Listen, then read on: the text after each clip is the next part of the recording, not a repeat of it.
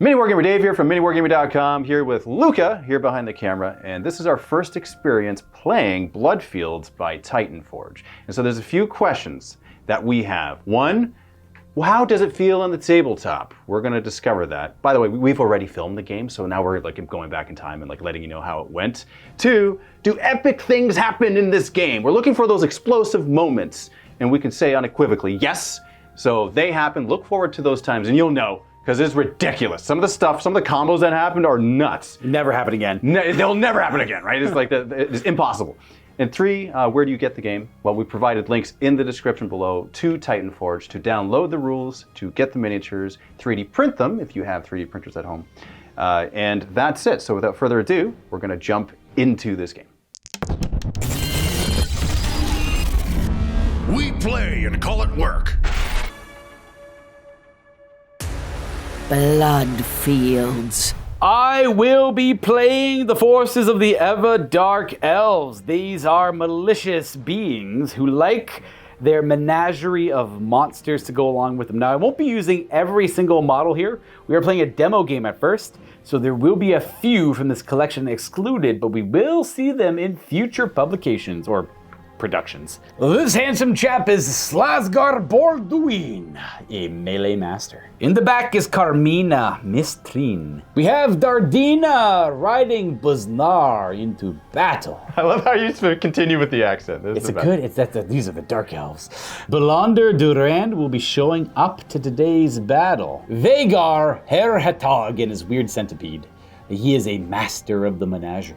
And yes, you can be excited. We have the weird beetle creature in the back. The Mossmonger will be coming to today's game as well. And we have some supports. We have 3 Poison Spike Ramblers. They like to go in and explode in combat and cause damage over time to everyone nearby. That will be the Everdark Elves for today's forces. And on this side, we have the Undead Dominion, because, I took a look at these skulls and I couldn't help myself. I wanted to use this faction, and Luka said, yeah, whichever one you want, they're both the same to me. So I chose this one, and I'm excited to see how they play. Secretly, I really wanted to play these guys. Of course you did. But I knew I was happy with the Dark Elves as well. Starting off this Undead, we have the Soul Harvester, which is an Archmage, and he's got his spells he's going to cast. He's got 3 per turn. Reading from his book, he's a bookworm, Luka. He's going to do some damage. I can feel it. Next up, we have Run the Hellshot with his Spectral Arrow. Over to Devlin the Skull Rider. I love this little Chester riding this flaming skull. Are you kidding me? He's got a parry ability, so he can kind of mimic some of the abilities of the enemies that he comes in contact with. So we'll see how he goes and the jokes that he tells on the battlefield. And then we have Baldur the Eternal. This is my heavy-hitting dude on the battlefield. He's got his execution and his demonic steed and everything, his harbinger of decay. He's got so many special abilities. He's gonna be tough to take out, but whatever he takes out is gonna just mostly die instantly. I think, look at that weapon.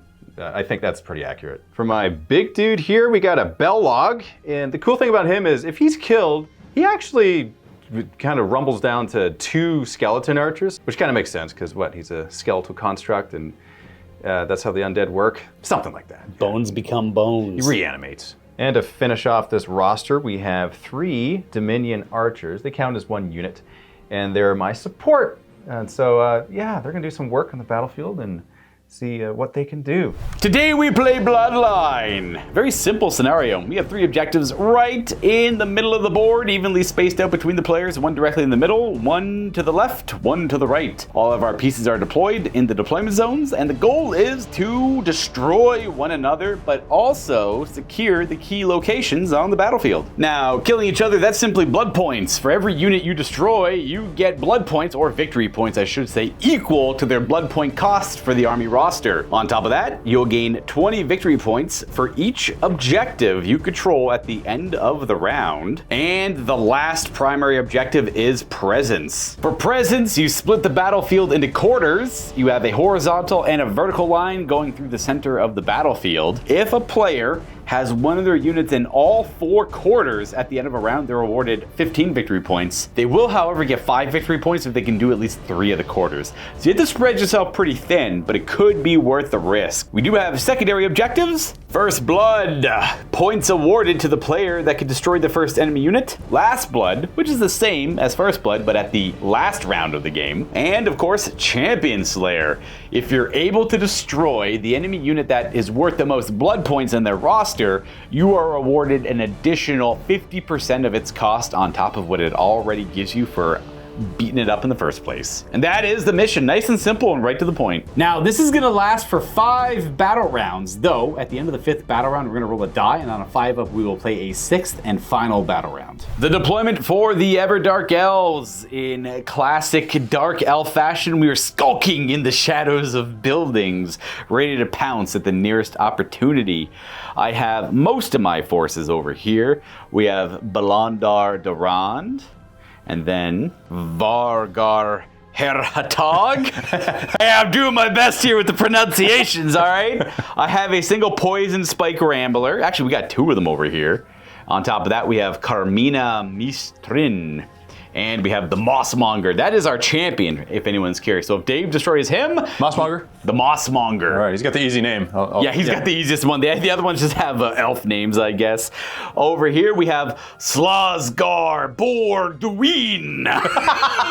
Awesome. And then lastly, on the Flying Beast, we have Dardina on Baznar. Baznar is the beast. It's Baznar, okay. Yeah, Baznar is the beast. I love these names. These are great names. Yeah. Now, for you, are you ready? Oh, Jesus. I'm not right. No. So let's start here, okay? This is Devlin the Skull Rider. I was going to say Devlin Mudd because, you know, nostalgic memories. Yeah. I love that he's flying on that flaming skull, and I'm going to see what jokes he makes. Whole lot of character. Yeah, it's super cool. And that's one of the easy names. This one here, let's see, where is he on this list? Run the Hellshot. That's it. I love it. His name is a sentence. That's the best thing ever. But run is 2 N's, okay? So we got to keep note of that. Dominion Archers. So there's 3 in that unit, but you can split them up and they move separately. But when you activate them all at the same time. Correct. And this one here, this is my Soul Harvester. He's my Archmage. Yeah, I feel like he's kind of the leader, but he's like the big wizard of the list. Yeah, he's the one calling all the shots, right? He's casting the spells, which I'm not used to having spellcasters, but we'll see how that goes. This dude here, Beldur the Eternal. It just sounds like he's going to cause a lot of damage. Yeah, he's riding a beast, you know, like that's his steed, his demon steed, so he's going to have some fun there. And then this dude here, Belog, with the Patchwork Horror and the Arm Choke and everything that he's got, that looks like he's going to cause some fun too. He'll do a lot of damage. And wasn't there some sort of rule where he like splits up if he's attacked? That's that Patchwork Horror you were just talking about. Patchwork, I love that, right? It's just like, it adds so much flavor to it. And so that's what I have on my side on this Undead Dominion faction, which I'm super cool to see. I'm super interested to see how their mechanics play and if it matches the feel of the army itself. I suspect it will. It should, right? That's a good assumption. I'm the initiative player here. I am going to decide to go first, which means I'll automatically pass the initiative to you for the next round. So when we get to the second round, you can decide if you want to go first or second. I want you to go first because I want to see how a game plays, like how a turn goes. I'm gonna go first here, yeah, for sure. Just to give you an idea. I'm gonna be nice and I'm just gonna probably activate my Mossmonger first and the champion worth more victory points. He is. I'm just gonna walk him up the board and hopefully he's fine. That's the plan. I actually gotta look at his movement though. Before I move the Mossmonger, I probably should put inspiration on, and so should Dave. Now, I have 7 in my roster, and Dave has 6. I don't know much about the game myself. I have never played before, though I've absorbed the rules, but it's one thing to learn in practice and theory, right? Or theory then practice. So I have a safe bet here. I'm going to put 1 inspiration on every unit other than the little poison guys, because they're support. Who cares about support, right? Well, you say that, they might end up being the most important unit. We'll find out. Yeah. I am going to put my Mossmonger up forward. So I'm going to put 2 inspiration on him in case I need to be very defensive with him. We'll see if it works out. And then just a couple inspiration over there. And I think you just mirrored that. You get to do it afterwards, and you just have 1 inspiration on pretty much everyone. Yeah. Until we figure out what they do, we're not really going to know the best way to allocate inspiration. So we are simply going to move the Mossmonger, I think 2 times. That's his 2 actions, and that'll be it. The Mossmonger, 2 moves. He only moves 4. So we actually went a little too far. I went 2 inches too far, so we'll go back here with him. So we went boop, around the corner of the building. He's just going to go right up to the flag there. I love how honest you are. I love that. I didn't even know you did that. Well, I was looking at a bunch of other data sheets. Oh, everything pretty much moves 5. And then went to go look at his. Oh, he actually is a little bit slower. He's a big monster. It makes sense. He moves 4? But I went to go move him 5. Oh, you did? Okay. So a little honest mistake there. You know, I like that. It shows the character. It's like, if you end up winning, it's like, did I actually win, though? Exactly. Well, that's my favorite part about like playing a game for the first time. You're like, oh, I won the game. That was awesome. How many mistakes did you make? Did you get there before you won? But hey, if both of you are new to the game, it doesn't really matter. You played a game to its conclusion.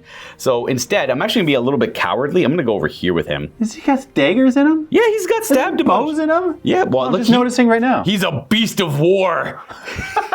So we'll go a total of 8 inches just right behind this to get some cover, if relevant. You don't really have a whole lot of shooting elements, so. You're telling me and I'm believing you. Yeah, we got archers, I guess. That sounds like a shooting element. That's true. I immediately forgot you had archers. You already have some stuck in your carapace. That's from those archers from the last battle, obviously. That's it. That's my activation. We go to you. You get to pick a thing to go with. Activate. That's all it is. Yep. Oh, okay. And then he's done. He can't activate any more this round. So what about the inspiration? That's more defensive. So if you attack him, I can use it to make his saves better. So I put him kind of forward out there and inspired him up to hopefully eat up some damage. I see what you did there. We'll see if it works. I don't know what I'm doing.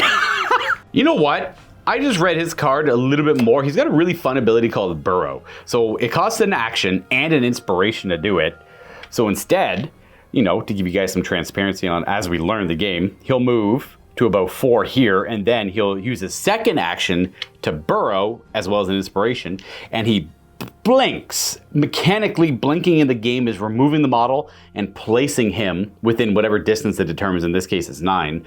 So he burrows underground and reappears 9 inches away. However, there's a scattering element to this one. I want him near this objective because I want to score some victory points in the first round. So we're going to try and make that work. Dave is showing me where 9 is, so I'm going to go ahead and boop. We're going to unburrow right here. However, we have to roll a scatter die to see where we burrow, because he's not perfect at doing this. He's a bug. You can't see where he's going. Exactly. Yeah. So we do this. We go 2 inches that away.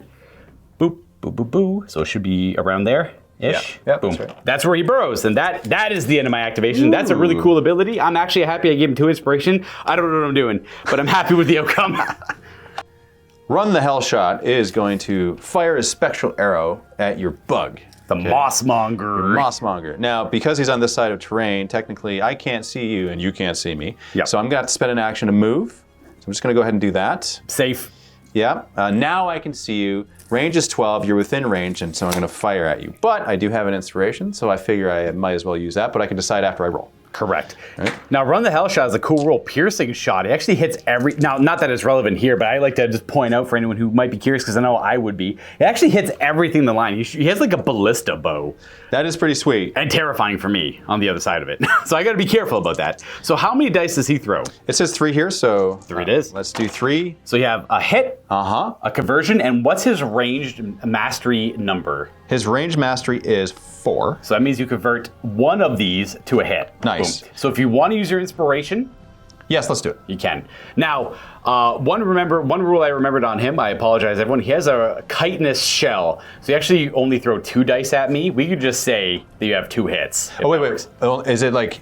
Are you talking about like if I were to attack, I don't get 3, I only get 2? Correct, yeah. I see. I just remember that now as I was looking at the dice. But we could just say it's 2 hits to call it nice and even, because I forgot. And so you might as well save the resource.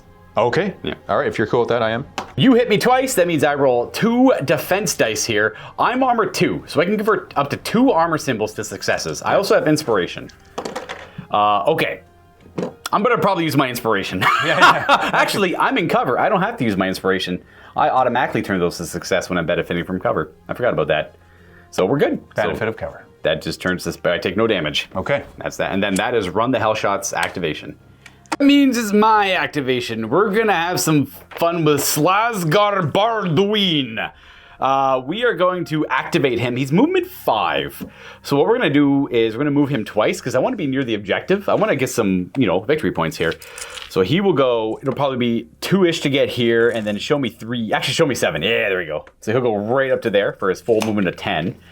And I'm going to show off one of the Dark Elf rules. So they like to manipulate the shadows, obviously, Dark Elf stuff. He's going to use his inspiration to do it, and he's going to throw down an Everdark Aura. This is an effortless action, so it doesn't cost one of his action points. I'm going to put this little token down to represent that. While he permeates a little 1-inch aura of this Everdark, so other units can get within an inch of it and also benefit from it, but he personally gets to reroll melee attack rolls and defense rolls while benefiting from the aura. This will go away at the end of the round. But that's his inspiration, and that's his whole activation.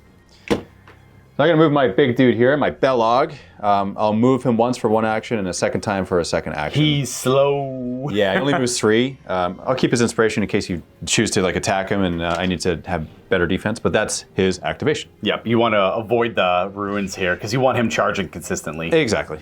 And cover, who cares about that? Who cares? And then we come to my turn. We're gonna go with Vagar Herhatog. Thank you. We're gonna activate him. We're gonna double move him. He gets, when you activate him, if he's in terrain, which he's not right now, he gains inspiration. He likes to skulk in woods and swamps, dark elf stuff. He's in the swamps, is he? Yeah. So we're gonna go ahead and move him twice right up to the swamps. I gotta double check. I think he's moving 4. I immediately forgot. Yeah, we're gonna go with the full 8. We'll go right to there. He keeps his inspiration. He gains more, does he? Only when he activates in the terrain. So next round he'll be able to do it. Otherwise, he's pretty happy there. He's got his little centipede that can attack, but everything's too far away. That's my activation. Devlin, the Skull Rider. Now, at the beginning of the game, I distributed inspiration, but he actually has a snare of satire rule, which states that I can't actually assign inspiration at the beginning of the round. So I'm going to redistribute that to this big dude over here, Baldur the Eternal. Yeah, big guy there. He actually takes inspiration from enemies within 4 to use if he needs, which is awesome. Yeah, if I can get close enough, that'd be killed, I suppose, right? Yep. Yeah. But what I'll do, because I'm too far away from anything, I'll move up to this objective. He moves 5, so that means he'll just move for 2 actions for 10, and I'll be right on the objective. Yeah, pretty much right up to it, saying that is yours. And I'm in that cover and the swamp. Nice and safe. We're gonna go way over here to Dardina on Buznar.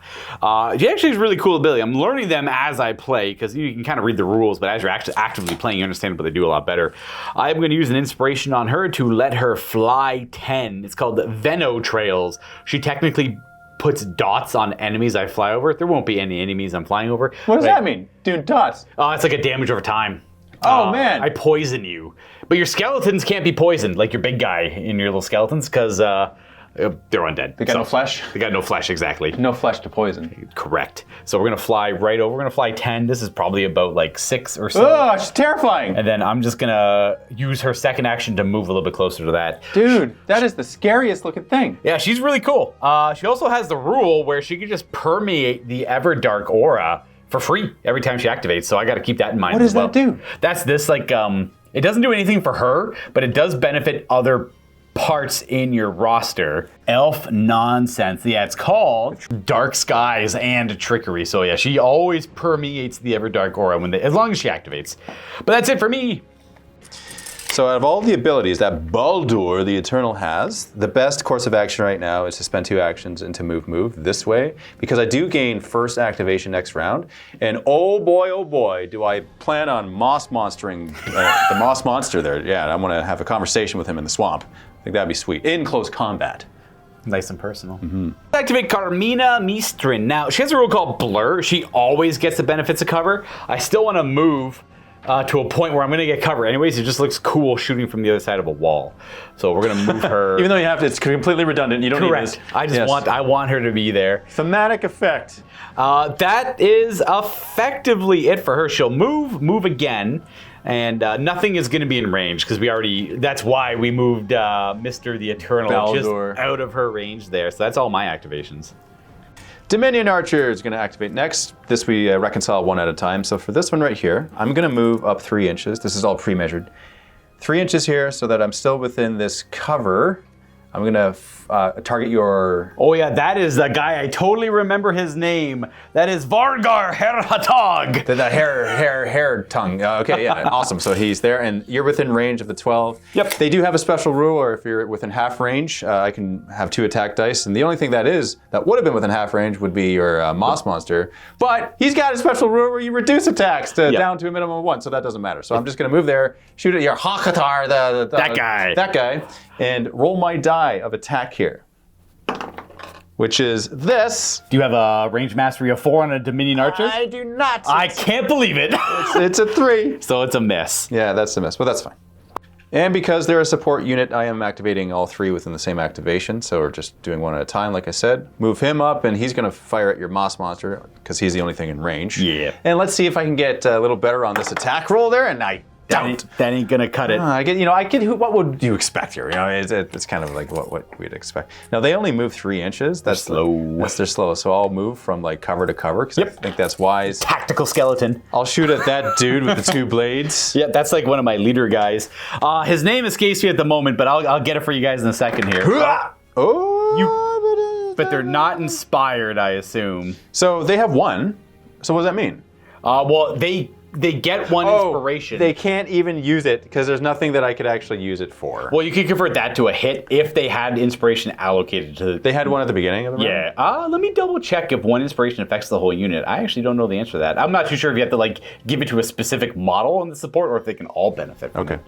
So according to how allocating inspiration on support units works, I would have to have determined at the beginning of the round which specific model in the unit had it. We can roll a d3 to see which one has it. It was that one. It was that guy there. Like I put it on him because arbitrarily. Yeah, right? Gotcha. So it's like, but now that I know that, at the beginning of next round, I can make it more intentional. So let's use this inconvenience right now to learn for the future. So we are fine on him then. Yeah, we're fine. Slasgar Bordween has done this song and dance a couple of times. Let's go ahead and activate my support guys. We're going to scuttle them up the board. They both just move twice, so they scuttle off in this direction and that direction. They have a really cool rule called Botanic Explosion. They can self-destruct, and when they die, they apply a dot to all enemies nearby, but that won't actually affect the skeleton, so I need them to move over here and explode. At least that's my plan of attack for them later. Do you want me to move them over there so they can you can explode Yeah, you bring them. Come on, bring them all over. Bring this way. Bring them all over this way. All right, I could do that. And that's actually it for my activation. I only have this character left afterwards. Now it's time to activate my Soul Harvester, which is my Archmage, which is pretty cool because he's got 3 magic attacks, and I get to activate all 3 of them because of his Archmage special ability. He's a nasty lich. Oh yes. Now the first one I'm going to do is called Soul Blast, and what that allows me to do is take any of the support units right here, which happen to be my Dominion Archers, that are within 6 inches. So they're within, and I sacrifice them essentially, and for each one I sacrifice, I get an additional 2 attacks to my already 3 attacks. And so if there's 2 there, I'll have a total of 7 attacks. I'll just take them off the board. Now, attacking this guy with that spell does mean it's 1 less attack. 1 less attack. But 6 so is still 6. 6 is still nasty. Okay, which is fine. That's all good. We do have to see if you get the spell off first. Oh, okay. So there is that roll. So I'm going to roll 2d6 and pick the highest and add it to my spell ability or my spell casting ability. Which is a 5 on that guy. He's got the highest mastery you can have. I needed a 7 and I got an 11. Yeah. So that goes off. Absolutely it does. So we're going to roll 6 dice against me with Soul Blast. Okay, and so this one. He's also Arcane Mastery 5. Oh my goodness. Well, he's got inspiration. I should probably use it. You should probably use it, because with Arcane Mastery 5, you convert all of these to hits. So that's 1 hit. I got 1 hit at least. And if you spend inspiration, that's 5 hits. Okay, I will. All right, 5 hits sounds reasonable. Yes. That means I roll 5 defense dice. I am in cover, so inspiration will count. So that's a fail. That's a pass. I do have 2 armor, so that's a pass. And then these pass. So I got lucky, but I do take 1. So I have 6 wounds left on that guy. Yes. Just keep track here so you guys can see what's actively happening. Now it's time to possibly bring back some archers there. So my second magic ability is Entomb. So I'm going to roll this, hope for a 6, which I don't get. But I do get to bring 1 back. If I roll the 6, I can bring 2 back. Correct. Otherwise, I only bring 1 back, and I can deploy within 6 inches. Yep, anywhere you want within 6. Right back where that guy died? To go right to where he died, yeah. Knock over the tree. My last magic ability here is Undead Hail. And so what I can do is one of the archers that's come back here, they gain a range mastery action with +1 range mastery, which means normally it's like range mastery 3, but that becomes 4, which is actually vital for my roll here. You do have to get the spell off first with a spell check. So let's do that with this. And I think it's 9 to cast. It is 9 to cast. So you want a 4 on the... Oh, he failed! I failed it. So I can't even do it. But it's nice to know that I could have done it and have been successful. Yeah. I had thought it augmented their ranged attack for when they go to activate. It actually just gives them a ranged attack. It's an extra attack right now. Out of sequence. Out of sequence, yeah. With a higher skill, too. That's really... I'm a little jealous. Everyone who watches my content knows I'm an Undead player. But I also play Dark Elves, so I'm not unhappy playing Dark Elves, but I'm salivating over here with your rules. Salivated by the fail sauce. I love it. It's just like the potential of what could be, right? Correct. Yeah. I am excited for when I play the Undead Dominion in the future. That means we're on to the last activation of the first round here, everyone. Ballandor Durand can activate. Again, he's a 12-inch range archer, so we're simply going to move probably in a cover. And as I read these Dark Elf rules, they're a very complicated faction. They have a lot of stacking effects, and they can work with the beast really well. If like the stars align, you can make some really cool elf nonsense happen. The trickery. But you got to have a little bit of experience under your belt to really make them operate well. I'm going to try my best to get him there, but when he activates, he gets bonuses while he's in the Everdark aura. He gets other bonuses if he's in someone else's Everdark aura when he goes to activate. We're going to keep it nice and simple. We're moving him up, and we're going to end our turn. We'll see cool things. We'll see cool things later. We're going to have him walk right up into the cover there. And that is the end of round 1, everyone. So scoring, nice and simple. Dave has control of this objective. That's 20 victory points. I have this one and this one. That's 40 victory points. I'll double check, but I'm pretty sure that's the case. And we write it down. We didn't kill. We didn't get first blood. Neither one of us killed anything. Does that only count the first round, or is that just as soon as something dies, the first thing something You bring up an excellent question. Good question. That is still up for grab. It is the first unit killed and the last unit killed before the game ends. All right, good to know. That will be, so that's the score so far, and we are good to progress to the next round where you have the initiative, so you get to dictate if you want to go first or if I go first. If you go first, I get the initiative for round 3. But that's round 3. That's a later problem. I was just thinking, like, if we don't kill anything the whole game, but only one unit, that's technically the first and last unit to be killed, which would stack the victory points of that one unit. It would be. I hope that's not the case. It's probably not going to be the case, but it would just be funny if it was. That would be the case, though. Yeah. Interesting. Mm-hmm. A couple of things to note at the end of the round. Our inspiration does clean up. We're about to reallocate it here. Dave will be allocating his first. And there is the presence scoring to mention on top of that. Now, we're both pretty reserved. We didn't break into the other table quadrants, so no one's going to get any presence points.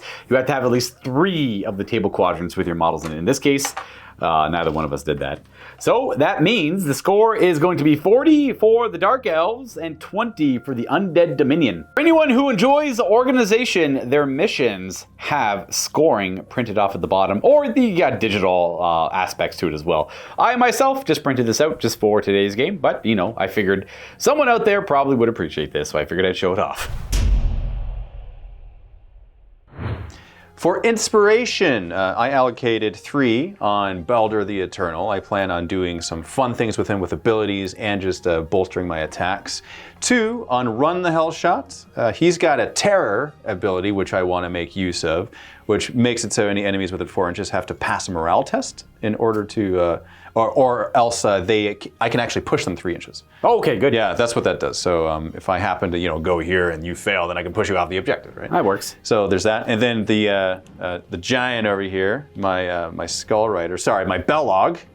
I also gave him 1 inspiration because he also has Terror. Oh, I got the same idea, same concept. That's right. For the Everdark Elves here, they have a lot of chaining abilities, like elf stuff. So if the stars align, he activates, gets an inspiration in the thing, and then if he activates and if he has Everdark aura, he gets inspiration, gets Everdark for free, and then you can kind of chain things going down the line.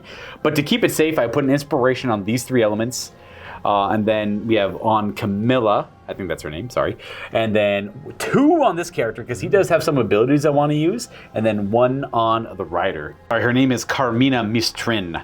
I apologize. These names are glorious, but hard to recall. All right, Dave, you get to activate first in this round. I assume, well, I know what you want to do, but tell the people. Okay, all right, yeah. I'm excited. I've been like this. I just want to, do the thing that I like to do in close combat as soon as possible. So Baldur, right here, the Eternal, he's going to charge, which I roll a die. You roll 2 dice, 2d6. So 2d6, add it to my move, yeah? Yep, so we're going to determine that this is a hard charge because you're going into the swamp. Okay. So you're going to take the lower die, but you move 5? I move 5, So you're going to make it no matter what. However, if you roll a 1, it does count as a failed charge. So don't roll a 1 on either dice. Oh, no. That's the risk here. Oh, no. There is a chance this could fail. Okay, here we go.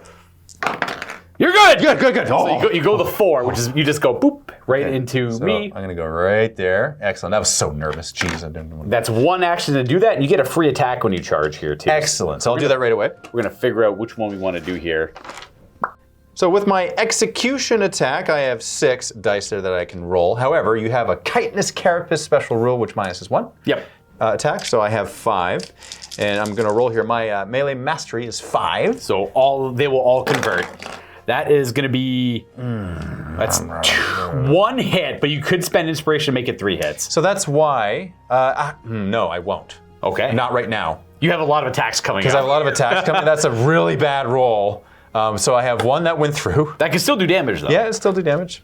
I should note, for anyone curious, he's a unique model. He actually has 2 different attack profiles, one from the Beast, one from the Rider. The Beast is a good meaty attack that does 2 damage, but it's only 3 of them. So the chitinous carapace automatically negates 1 of those. The Executioner on top, way more effective here. And my 1 save is a fail! Ooh, you nice. stick damage. He's got 2 out of 7. You still have your second action for the turn. Which I'll use to do another melee attack. I'll do execute once again, or execution. Let's see what we get this time. Much better roll. That's yes. 5 hits. That's 5 hits, yeah. So Whew, I'm gonna roll my 5 saves now. I have armor 2, so that's 2 saves, and I can convert that to a save. I could use inspiration to pass this, but I'm gonna just take 2 hits. okay. All right, so he's taken 4 out of his 7. Now, you have no actions left, however, I do have an ability which costs 2 inspiration, which I'm going to spend right now, and it's called Dominion Comes. So I gain execution, so my regular attack, and I also gain Demon Steed attack. So I actually get to attack you once again with my weapon, and my steed gets to attack you. So I'll roll first for my execution. 3 hits? 3 hits. And you could inspire to make it a 4th if you wanted to. Or save it defensively. Yeah, let's save it for now. I also have the steed attacks to consider. True. So, yeah, so let's do 4. So I got 3, meant 3. I'm gonna use my inspiration to pass. There you go. As you should. So I take no damage there, but I don't have my inspiration anymore, and then we still have to resolve the demonic steed's attacks, which would be 2, normally 3. Normally 3, but 2 because you're carapace. So here we go. Now this is -1 melee mastery, so that's important to note. Didn't matter here. There you go, 2 hits. Awesome. Okay, good luck, big guy. If I fail these, I die. Oh, I take 2 more. I have 1 wound You're down left. to 1. You almost one-shot him with all that. And Dave was able to do that last action because it's an effortless action. It doesn't cost 1 of the 2 action points, though it does have a steep cost of 2 inspiration. But I think it was well worth it. That was a great effect there. That is it for your activation. Yes. Not bad. Fun interaction. Well, I got to figure out a way to mitigate this nonsense. Try something a little risky. It might not work out, but it could. If it, I'm going to leave him where he is. I'm not going to activate him because I would like to punch you back. We're going to activate Verag Haghatar. Vagar Herhatag. Sorry. I was kind of right the first time. So when he activates in terrain, he gains an inspiration. He'll go up to 2. And then, well, I didn't think much further. He has an action I want to do at the end. He's got to attack first. And yes, I'm going to see if I could charge. What's his name? That is Baldur the Eternal. Baldur the Eternal. Now, I have to see if I'm stuck in the swamp first. So if you declare a charge while in woods or a swamp, you have to roll a die. On a 2 up, you can declare a charge. On a 1, you're unable to declare charges because you're kind of stuck in the mud. So you're good. Now, I should note, my beasts in this game, which is this guy and this beast over here, have a rule. If they take 3 or more damage from a single attack, they gain inspiration. Luckily, Dave did increments of 2 there, so I don't get that rule. That's more for anyone out there saying, Luka, you forgot a rule. I didn't. I just got unlucky. So let's go ahead and try and declare a charge. Now, it's going to be a hard charge because I have to take the lower die because of the swamps. And first, I have to do a morale check because you're spooky undead. It's harder to charge them. So this is going to be a 7-inch charge. It's over 6, which means I need to roll a 3 on the dice. But first, the morale check. I'm morale 5, and the morale check is going to be a 10. So I need to roll a 10 on the high die here. Well, so I failed it. So I add my 5 to the 4, rolls a 9. I failed the morale check. I can still declare the charge, but it becomes 1 degree harder. So a easy charge becomes a hard charge becomes a very hard charge, which means I take the lower die on the charge, and if I roll a 1 or 2 on either die, it's a fail. Oh, I got the same thing you did. I actually made my charge. I rolled a 9. I only needed a 7. So we're going to make it in. I'm going to count myself very lucky, and we're going to hopefully apply some damage to you. Oh, we got 3 attacks. We're weapon mastery 4, which means we convert that to a hit. But he can reroll any amount of attacks with his Darkwood staff. Why would I reroll it? I got an extra inspiration here, so I'll use it to count that as 3 hits against the Eternal. You're pretty thick, though. All right, let's see what we got. So this one I can convert. Yep, you have armor 3, so you can convert up to 3 of those to 2 successes. That goes through. Yeah. This one here, I do have inspiration. And I am going to, sorry, stuttering. I am going to attack you one more time with that staff. So it's just 3, it's the exact same thing I just did. So I'm actually not going to spend the inspiration. Just in case you roll like 2 or something next time? Yeah. So you'll take 2 then. How much health does the Eternal have? I have 6. So he's got 4 remaining, eh? Yep. Might as well Dark Staff you again. That is 3 hits. That's 3 hits. That's a good roll. Okay, and for the defense... Oh, no damage, perfect. No damage, all right. So you get to keep your inspiration in case you're attacked later, which is going to be relevant because I'm going to use this inspiration on an effortless action. This is Mystic Pollen. I'm going to target a unit within 6 and heal 1 wound to it. Boom. The Mossmonger. However, if I target a beast with this ability, it gets to reroll any dice for all attacks until the end of this round. And I'm going to beat that guy silly coming up. However, you get to go next. Got fancy magic stuff. Okay, the Soul Harvester. Now I can perform his magic attacks out of the sequence that they're written on his card, which is great. Because Luka, you made the great suggestions, which I'm going to take you up on it. Yeah, I like it too. I'm going to entomb, which means I'm going to bring dudes back. At least one. At least one, provided I get the magic roll right. So let's do that now. Let's reconcile that. Oh, that's the wrong die. I got it right here. Okay, so for this one, I need at least 3, which I get. That is a success. Boop. Okay. Oh, I rolled a 6. Yes. Oh, yes. I love it. Okay. We got there at the same time. Best case scenario. That means you summon 2 archers within 6. Yeah. So I think the other one's over there. I love the undead. All right, so 2 within 6, which is fantastic. I'm going to put them over here so they get proper line of sight on your dude, and they can now attack. They get their action. Well, you have to do the spell to give all archers within 6 the shot. So let's roll that first to see if it even works. Now this one's a 9. So you need a 4 on the high die. Get a 4, yes, okay. Just enough. Just enough. So I believe it's all Dominion archers within 6 perform a ranged attack with a mastery level of 4. So you might as well do them all at the same time because I don't see a reason why you wouldn't. The only thing, if you want to do them one at a time because you might hit your own guy, that's up to you, but you can just do them all at once if you want to risk it. It's really your call. Oh, I see. Because you could roll like a blank, another blank, and be like, I don't want to shoot anymore. So I should clarify. You're able to target enemies as long as you have line of sight to them. Yes. This guy does block line of sight this direction, but they're all good here. So the risk is, if you roll a blank result while shooting at an enemy unit engaged with an ally, the blanks automatically hit the ally and they receive a damage. No save. No save. Because he's not ready for it. Right. That's what the idea is. It's simulating that, right? Yeah, exactly. Okay. I'm good to go. Let's do it all 3? Yeah, Boom. Yeah, let's do all 3, yeah. So right, no blanks, good. Hit because their mastery's 4 and they don't have inspiration. So that's 2 hits on my guy. Okay. And saves. Oh my God, he's dead. That just took him out. You killed him. Wait, I have cover. Are you sure? Are you sure? I have cover. I do get to count that as a success. Yeah, because you have inspiration for free, essentially, right? Correct. I still take 1 damage. I have 1 wound left. Okay. Now for the last spell, Soul Blast. I'm blasting souls over here. So this one, for every archer within range here, which is 6 inches. Oh, you're just going to nuke all 3 of them? I'll nuke all 3. I had 6 to this attack. Yeah, 6 to the attack, which already has 3, so that's 9 attack. You do have to see if you get the spell off first. You don't sacrifice You know what, them that's yet. fair. Let's not do that yet. Let's see if I get this out. Now this is 7. You just don't roll double 1. You, Okay. Oh, you get inspiration. Is that, yeah, double 6 on You rolled double magic 6. inspiration. Okay, good. Oh, it's worse for me, man. I really want to kill the bug. That means when you do this attack, you can convert all your inspiration to hits. Really? This is an uncontrollable. This is an uncontrollable chain of events. Oh, that man. I can't stop. Oh no. Oh yeah. I don't even think we have enough dice. Okay, so Luckily, we have lots of packs. They Titan Forge sent us many resources to use. They knew this nonsense was going to happen. they knew there's going to be this exact scenario. We need an extra one, so here's... 1 less attack because of my chitinous carapace. So 8. We didn't even need the extra dice then? I knew I did. I just wanted to be. You just wanted to do that. All right. Okay, yes, I'll spend the inspiration to get those. Yes. And his arcane mastery is 5, so those all 4 hit as well. Yeah, so everything hits. 8 saves here. I am in cover, so I do get to count the inspirations, but I don't think we're making it. I'm not going to torch you with 1 at a time. There you go. Oh, no! Wait, I'm only armor 2. So just the one right there? Oh my goodness, this is just barely. Look at this roll. Pass. Armor 2. I'm in cover. That's a freaking fail.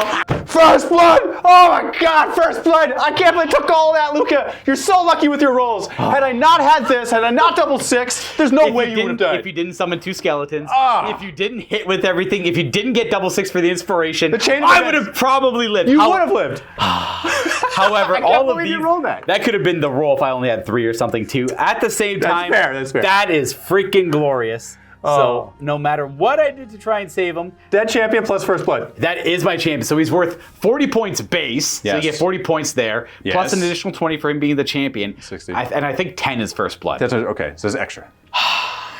I'm just as happy as you are. That was awesome. Well, it's going to be hard to top that. So I'm going to try my best to make some magic happen somewhere. We're going to go with Slasgard Borduin. He's going to activate. We're going to declare a charge into your Gargant there. Yes. I can't remember. Balrog.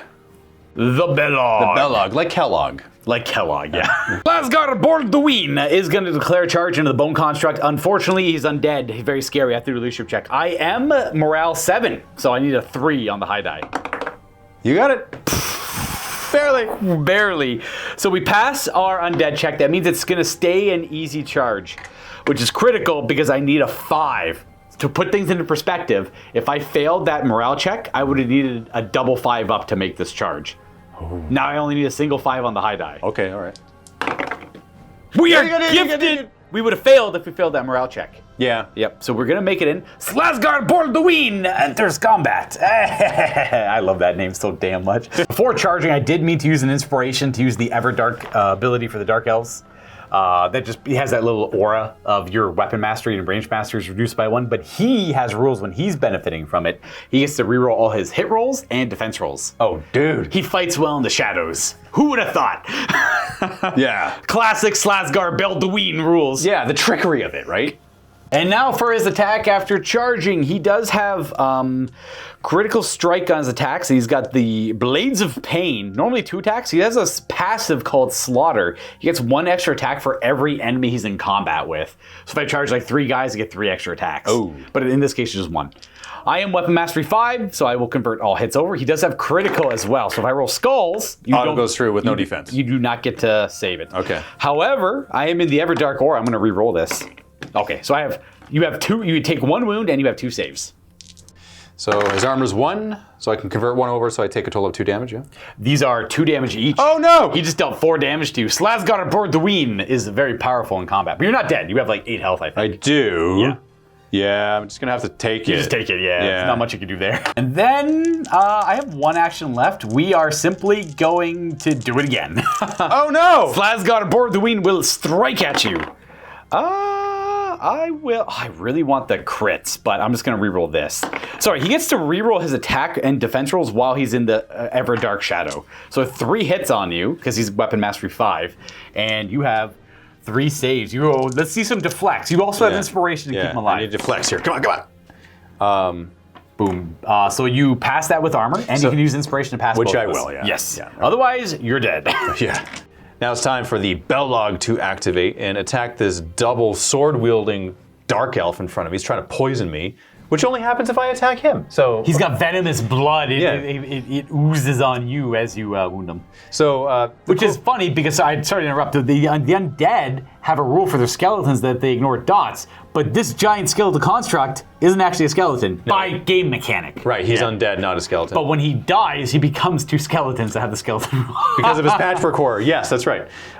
So right now, I have a passive ability called Double Threat, which means every time I do a mace swing, I can do an arm choke. I guess he's got two heads, so it's like a double-headed ogre that attacks, two different ways. Like, me first, no, me first. You always go first. That's not fair. That actually simulates yeah, well, right? That's kind of like the idea. Yeah. Now his weapon mastery, his melee mastery is only 3, which means I'm looking for only skulls. He has no inspiration. He only gets skulls. How many attacks on the? So it's 3. All right, It's 3 for each. So here's 3 for the mace. that is no Nothing. hits. Oh, just imagine it would have been worth it. Okay, so there's that. But I do get to do the arm choke right now. Nice, choke him out.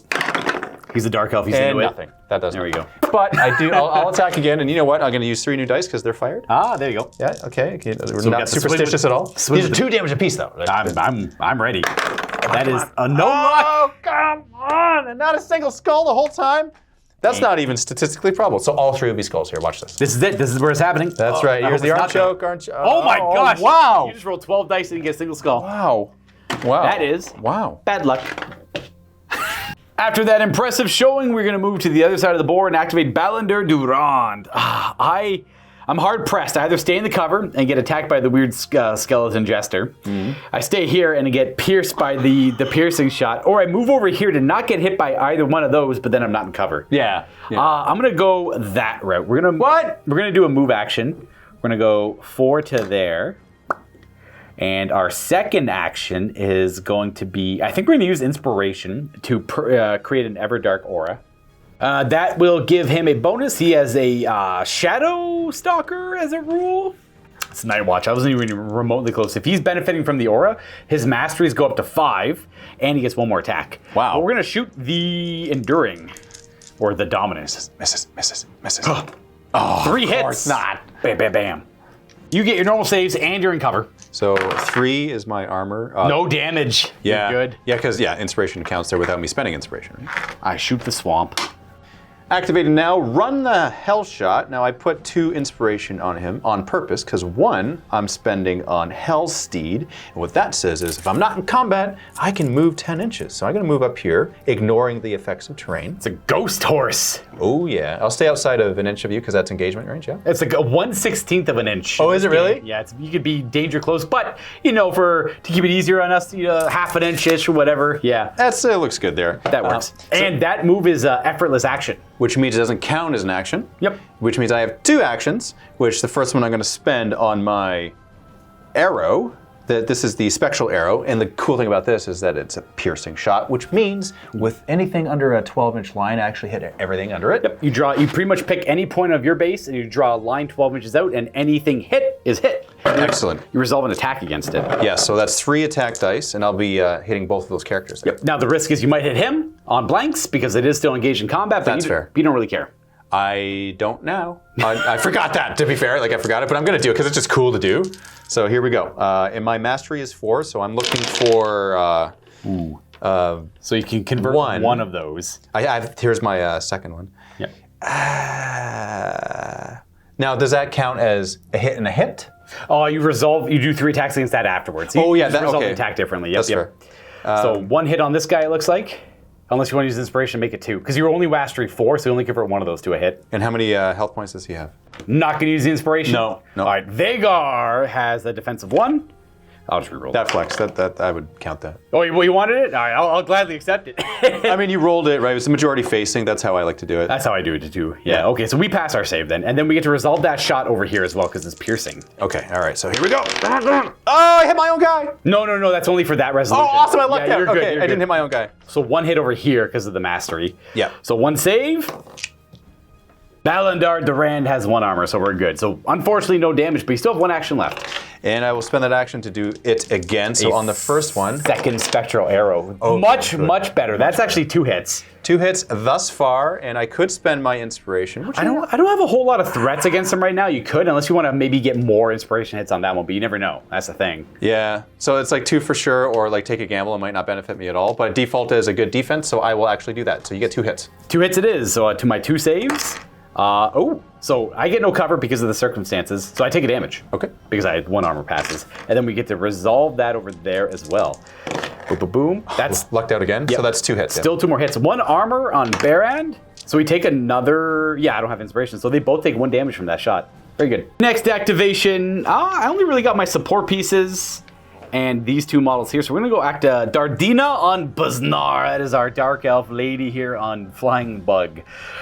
When she activates, she can get the Shadow of the Everdark for free as an effortless action. Use Venom Trail here, so it's an inspiration and it is an action. It effectively lets her move 10 with fly, and anything I pass over gets dotted. Unfortunately, I won't be able to pass over the Bone Construct there because I like how you call him the Bone Construct. I just don't remember his name. Belog. Like Kellogg. Like Kellogg, that's right. That's how I remember it. Like, well, you know what? Hopefully I don't have to remember for long here. So that's our 1 action. Our second action is going to be a simple charge. There's no way I shouldn't say that. There is actually a way I can fail this still because you're spooky undead. This is morale 6. So I pass my leadership so it stays an easy charge, which means I can't fail it. If I failed that and it became a hard charge and I rolled a 1, then I would have failed the charge. So we'll go bzzz, and then we get to attack. Now, Dardina is going to be the one to attack with her needle blade. Now, Buznar is really good, does a lot of damage, but his mastery goes down to 3, which means I need only skulls to hit. If I had inspiration, I might consider attacking with Buznar, but Dardina is going to do it for us today. That's actually 2 hits. Because she does have Weapon Mastery 4. So it is critical, which means there will be no save against that one, and it is armor penetrating, so your armor value goes to 0, so you need the deflect symbol. A perfect defense. No. So that's 2 damage. We got Belog, like Kellogg, down to 2 remaining health, and that's about it over here. All right, we are thinking something fun with Mr. Skullman over here, All right. the Grin Reaper. The Devlin, the Skull Rider, he's going to move 5 inches, his movement in this direction. The reason why I want to do that is because I want to charge him. Yeah. And why do I want to charge him? Well, Get some victory points, or at the very least, if you make the charge and don't kill him, you'll outnumber me on this objective. exactly. you Right. So go. it forces you to like do something. I'll have to maybe. move another. This piece might have to go up there and contest it as well. Right. Because I can't get over here with it. So with my my rolls here, I need. So Oh yeah, so you're it's declaring 7-inch charge, but you're in. cover, so it's going to be a hard charge because of the swamp. So you need a 2 up on both the dice. Don't roll a 1. Okay. All right. Here we go. 5, 6. Nice. We are excellent charges from both of us today. And then you get a free attack action. Or an additional attack action. But there might be something else this weirdo does. You're going to immediately resolve his attack. Yes. So flying scythe. No inspiration on him, sadly. Now, if this guy rolls 6s, every 6 counts as 2 hits and they're critical, so they go right through. So if you rolled a couple 6s, I was dead automatically. That would have been amazing. That would have been amazing. But you still can steal my stats. Yes, because my parody, which is an effortless action, therefore costing no actions, I can steal your stats here. So it's like your melee ranged. Or you copying would be more accurate. I get to keep my stats also. Copy the melee mastery, ranged weapon mastery, or armor penetration, or armor printed on the. What's your armor? Out of curiosity. 1. Well, it's better than my 0. Would you rather have melee mastery or armor up? Or do you take it all? Well, it says copy melee, ranged, or armor. So you pick one of them. So do you want more defense or more offense? It's always fun to have offense. I figured you're going to go offense. So that's permanent until the end of the game. So Right. you want to get over to this guy. This guy's got like really good stats. If you could parry to his, I like that model. That's a cool model. It's cool, yeah. You take their inspiration and you take their stats, or copy them at least. I guess I don't have to parody him, but the chances of me getting over here to parody him. You can parry to him later. It's not a once per game thing. You just keep building it up. Well, then I'm going to parody him right now. There you go. Yeah. So your weapon mastery goes up to 4. That should be easy enough to remember. And that's it. Okay. That means we're going to go ahead and activate... let's activate our weird Venom Scrambler guys, or Poison Spike Ramblers. That's very different than what I said. We are going to move here into the swamp, and then we're going to declare a charge into the spooky skull-riding ghost man. You know what? We're going to risk it. We're going to go for your champion instead. It's a little bit further on the charge, but he's a lot more valuable to kill. No, we're going to go for him. He has no armor. He's got no armor. Let's go beat up the no armor guy. I have to do my undead check. 5. That's a fail. Wow. They're only morale 4, so they need 6s to pass on the high die, which means my hard charge becomes a very hard charge. Yeah. No, roll a 1. Or 2. Or a 2. And we pass! You pass it! But we only take a 4. The 5 doesn't count. Which we should, because we move, we move 8 inches on this charge. We know that that's 8 inches. Boop. Got 2 attacks with my Venom Dagger. Blah! Hey, a hit! I think it's not critical, but it does apply a dot to you. On damage applied dot. So you don't have any armor and you don't have any inspiration, but you can roll a deflect. So just 1, yeah? Yeah, 1 in 6 chance. You're poisoned and you take 1 damage. The dot mechanic is the next time Devlin finishes his activation, he has to roll for each dot token he has. That being one of the only status effects that can stack up. And on 1 to 4s, you take a damage. On a 5, 6, the wound mends or the effect dissipates and you don't take any damage. But that's for round 3. This Rambler is going to move. Moves 4. We're going to try and declare a charge into the champion now. And again, we have to do the undead check. I need a 6 up. So this hard charge has become a very hard charge. And Are you going to get a 1 or a 2 here? so it's a 6-inch charge, so I need a double 2. Oh, I need a double 3 up because 2s fail. That's right. Double 3. Oh my god! What? These charges, okay, I play a lot of Old World, and any Bloodfield veteran is not going to believe these outcomes. They're supposed to move these out of the way. So these rules are in place to actually fail a charge every now and then. We're just going to remember that that's where that model is effectively. It's right in the middle of the board, so it's easy to replace it. Yeah. And for anyone curious, these are supposed to be either flat, but these are from Titanforge that we want to use all their stuff if possible, and you just move it out of the way when it gets in the way and just place it back when relevant later. I am going to attack you with my little Venom Dagger. Nothing. There you go. All of that for nothing. All right, now for Dominion Archer, I'll just double move him, so use my 2 actions for that. They only move 3. But doing that so I can hold this objective? That's a little annoying and the right move because I was just going to move over to this score. Now I have to actually deal with this archer. You know what? It's probably better that I just sit here and shoot you with a bow. That way, if I at least kill you, neither one of us are getting the points, and I've killed the skeleton. He's only got 1 health. So we're going to sit here. We're going to use our inspiration to make an Everdark aura. She has a rule called Night Stalker. Her attacks while in the aura gain critical strike and ignore cover. Not that the ignore cover matters. 2 attacks. Well, she does have Mastery 4. So that means one of these is going to be a hit. And do you have armor on that? I have 2 armor on that. Yeah, fair, all right. Wow, okay. Oh, I got him! Oh, you got me. I got him, which means I can move is my second action, but I'm not going to be in range of the objective, but I will be a little bit closer to it. Again, she doesn't really need cover because she has the blur ability, so she's always in cover, and I think that's it for round 2. Mm-hmm. So for scoring objectives, this one's quite easy. No one gets this one. They're not sticky or anything like that. You have to actually have a model there contesting it. This one is going to no one. We both have 3 models in range of it, so no one gets that. And no one gets this one either. So no one scores primary points there. But for battlefield corners, I'm in this one, and I have models in that corner. That's only worth 5 points because I don't have the 4th corner. You are in 2 quarters. This guy's straddling both of them, so you can say he's in this one to also get 5 points. You get to choose which one you're in. As long as if you're straddling, you get to choose, then yeah, it's wise to choose then. Yep, because that way you'll get your 5 points as well. Yep. And then we'll tally up the points for kills. So I know you got 10 points for first blood, plus an additional 60 for the blood point kill and him being the champion. So that's 70 plus 5. So you gain 75 points that turn. I gained 5 for the quarters, and I destroyed a skeleton, which is 8. Which is 8. They do I don't get points for the ones you kill. I get points for the ones that I kill. Yeah. That means Dave got a score of 75 there, plus a 20 from last one. You're at 95. I'm around 53. But you smoked my champion early on. Yeah. That's a good round for the Undead Dominion. Are you ready for round 3? Let's do it. Let's jump in. I am the initiative player, so I get to dig. I have to put my stuff down, but I'm probably going to go. I'm definitely going to go first. So I'll go first. That means you're going to be initiative for round 4. And I got to put inspiration down. We got our inspiration. Oh, I see you got 3 on Mr. Big there. I do. That's going to be kind of tough to deal with. So I have 1 there, 2 on my archer, and then 2 and 1. Activating first, I'm gonna go with Agar Herhatag. We'll go first. When he starts his turn in terrain, he gets another inspiration. We're going to attack with Vagar Herhatag into Baldur the Eternal with our little staff. We are Mastery 4, and I believe you can re-roll these. Yeah, you can re-roll any number of the dice. Vagar Herhatag has... I do not want to use the inspiration, but I got 2 hits on you. So you have 2 saves, and you have like crazy amounts of armor. I have 3 armor, so let's see how this goes. And would you like to use the inspiration to pass both those, or take 2 wounds? How much damage does he got? Just a 1 each. 1 each. Oh, that's such a hard choice. 6. Because he's got 4 wounds left, right? So 4 wounds left. So he'll be at 2 remaining. And I have 1 more attack. You have 1 more attack on it? Yep.